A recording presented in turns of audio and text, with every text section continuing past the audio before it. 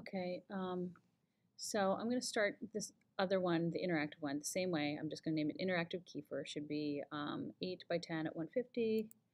Um, image or layer, new fill layer, solid color, and I just want it to be black again. All right, so then I'm going to open up some pictures. I need something that's interactive where there's a person in it, and yes, I am using some of your pictures. So here's Lauren Black in here. So I'm going to start by making this an 8 by 10 crop and checking the size, which is not 8 by 10. I mean, it's 8 by 10 in proportion. There we go. All right, so I'm going to bring this over and sort of plop it on there. Okay, so now I want to start doing some things to it beforehand. Do I want to, actually that's not in the right spot, is it? Sort of see up here, watch your lines. You do sort of want to have your show transformation controls on if you're going to be moving stuff around. So do I want to get rid of anything in here?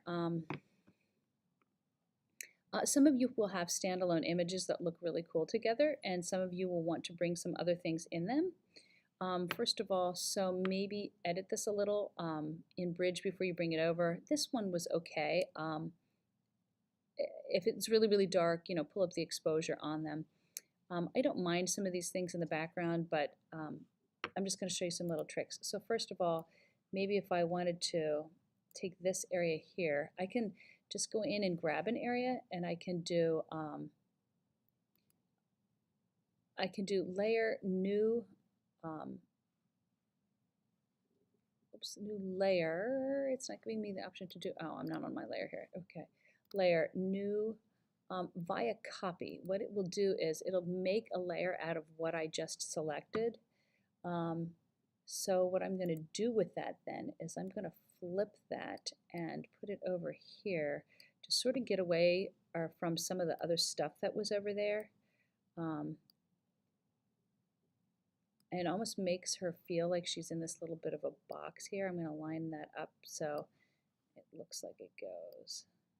And I can sort of stretch it or distort it. It doesn't really matter. So it doesn't look so fake here. I'm also going to go in, and this is where your Photoshop skills come in. Go down here, remember how to make a layer mask? You paint it on there. You need a little paintbrush. So this is where you really want to start getting into this. My opacity's down. This thing, you know, where you know how to use some of these tools that are in here to make it look a little bit more authentic. So I'm going to get rid of that. What I wanted to do was get rid of the person who's over there. You saw like sort of an arm that's in there. If I hide that, you can sort of see them in there. But if I bring it back in, you don't really recognize that as an arm. It almost looks like it's part of the red there. The green I don't mind so much, you know, that's okay, whatever it is. I could, if I wanted to, I could sort of grab this area and just duplicate it and flip it over here so she'd have green on both sides if I was that hung up on being symmetrical. I'm not in this one. Don't worry about the little dots. That's just part of the lower ISO that some of you were shooting at in those dark areas. So let's see what else is over here. So I'm going to go back to Bridge and see what I have, what I could bring over. Let's look at this one here. There's this interesting whirlwind looking thing here. And maybe I want to just grab that. So again, I scoot it over a little. I'm going to do layer, new, via copy, because I only want that. So I'm going to hide this portion, and I'm just going to bring that over. So it's a little big because it's not the same resolution.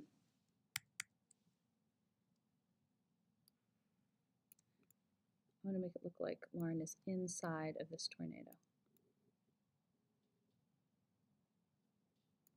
Okay. All right, now I also want to crop it because technically that you can see is still part of the image, so I'm getting rid of that portion. And now I want to put some sort of a filter on this, or a blending mode. Let's try screen, and there we go. She's sort of in the tornado now because you can sort of see her through there. Let's try some other ones. Overlay. Nah. Soft light kind of works. I'm trying to get rid of, like, you know, the boxy look around this. Linear burn, no. I think these will.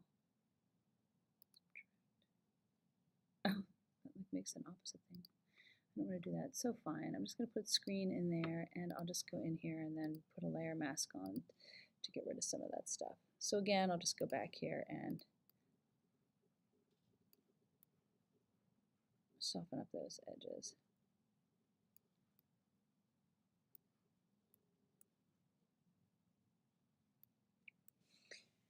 All right, so here, basically, this is what I want to see. I want to see multiple layers where you're doing some things here. It doesn't have to be multiple layers of photographs, but you do need to have multiple layers in there to sort of make an interactive picture. You have to edit it in some way, especially if people are using all the same photographs.